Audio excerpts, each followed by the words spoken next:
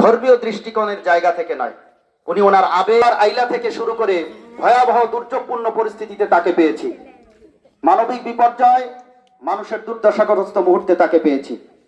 তার বাবার প্রতিষ্ঠিত সর্দার ফজলুর রহমান মাদ্রাসার একটা ছোট্ট বাচ্চাকে নিয়ে ঘটে যাওয়া অনাভক্ত একটা ঘটনাকে সামনে রেখে কিছু ভুল বোঝাবুঝি বা ভুল তথ্য সমাজে ছড়িয়ে দেওয়া হচ্ছে মিডিয়ার মাধ্যমে। এটা চরমভাবে গর্বিত মন্দ একটা কাজ। আমরা তার প্রতিবাদে সঠিক তথ্য উপস্থাপন করার জন্য মিডিয়ার বন্ধুদেরকে আহ্বান জানিয়েছি। আমরা এলাকাবাসী তাকে সহ এই প্রতিষ্ঠানগুলোকে যেহেতু ভালোবাসি, সেই হিসেবে আপনাদেরকে আহ্বান জানিয়েছি। আপনারা এখানে স্বতঃস্ফূর্ত উপস্থিত হয়েছেন, এজন্য আপনাদেরকে মোবারকবাদ জানাই।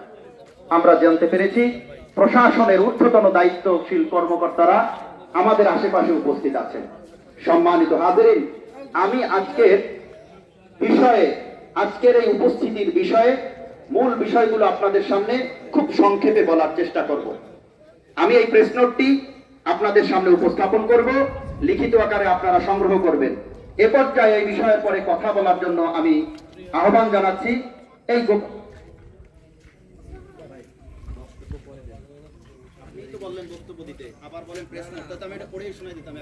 আমার পক্ষ থেকে আন্তরিক সালাম, অভিনন্দন।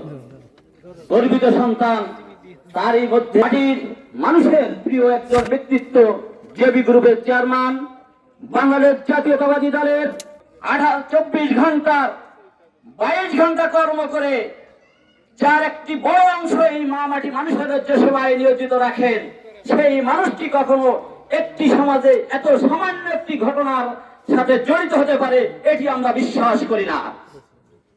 আমরা মনে করি তাকে হেয় প্রতিপন্ন করার জন্য যে কোনো চক্রী মহলটি আজকে লেগে পড়েছেন, প্রশাসন থেকে শুরু করে সবার বিবেকের উপরে বিচার ছেড়ে দিচ্ছি। এর সুষ্ঠু তদন্তের মাধ্যমে উপযুক্ত বিচার করা হোক, যাতে মানুষ প্রকৃতভাবে সমাজ সেবায় নিজেকে আত্মনিয়োগ করার উৎসাহিত হয়। এবং এই ঘটনার তীব্র প্রতিবাদ জানিয়ে আমি আমার বক্তব্য শেষ করছি। আল্লাহ হাফেজ। অনেক দূরে অগ্রসর হলো, হাতে হাত রেখে